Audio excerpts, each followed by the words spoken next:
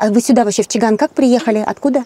Я-то с Алтая сама. Ага. Потом приехала я в Семипалатинск, на стройке работала.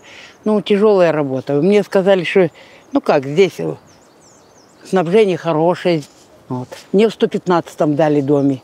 В новых домах? Да, в новых домах, потому что, ну, многодетная, как... У меня 4 девок, 4 девки.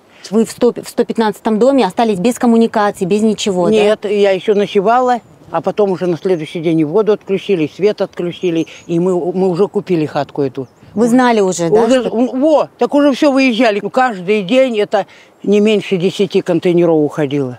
Тут 94-го еще начало варварство, ты понимаете? Со всех деревень ехали на кранах. Гаражи взламывали, квартиры срывали. Люди же уезжали, что-то пооставляли. В подвалах было солонины, варенье. Вот это все грабили. Тут ужасно все делалось. Вы бы посмотрели, вот школу запалили. Мы всю ночь вот тут стояли, ветер оттуда. Сожгли школу. Вот это ветер оттуда, искры летят. Мы всю ночь, я с детьми вот тут стояла, и мама еще у меня живая была. Мы всю ночь боялись, что искра упадет, и сгорим же.